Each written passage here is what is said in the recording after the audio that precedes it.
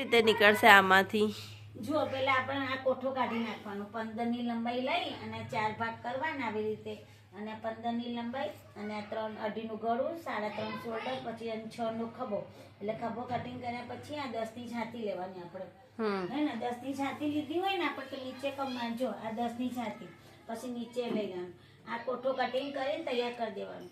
પછી આ કાપડ લેવાનું, કાપડ પકડીને અને 4 ભાગ કરવાના. જો આ પહેલા 2 ભાગ હાથમાં પકડવાના આપણે, આવી રીતે 2 ભાગ, આ 2 પીસ પકડવાના. 2 પીસ પકડ્યા પછી તો આપણે અમરેલા કાઢવા માટે છે ને, તમે જો એ આમ જતું રહેશે, હે ને 4 ભાગ કરવાના. 4 ભાગ કરવાના આપણને. આ 4 ભાગ કર્યા ને આપણે, જે તે આપણે લંબાઈ વધારે લેવાની હોય તો તમારે અહીંથી ડાયરેક્ટ લઈ લેવાય, બરાબર. પછી આ જે કોઠો લીધો હોય ને તો કોઠાની કમરની માપ આમ લઈ લેવાની.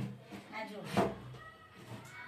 આ કમરનું માપ લઈ લીધી ને આપણે, જેવી રીતે આ કમર આખો કોઠો આવી ગયો, આ કોઠો આવી છે ને આખો, એ કોઠાની લંબાઈ આટલી આપણે કમરની માપ લઈ લીધી, એ ડાયરેક્ટ અહીં આવી ગયું.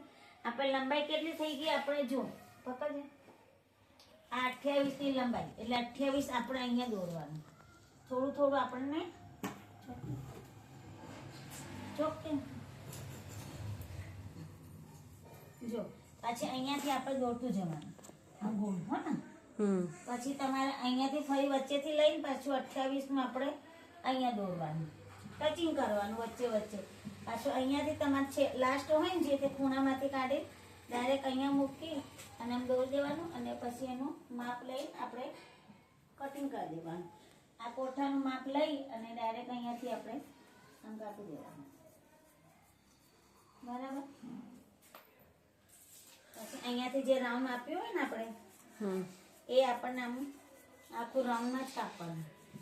નીચે આપણે સિલાઈ કરવી હોય તો થોડું લીટીથી બહાર કાપીને કરવાનું, અને ઇન્ટરલોક કરવું હોય તો તમારે સેજ કામ આવે વધારે. આ જો આ તમારે અમરેલાનો ભાગ,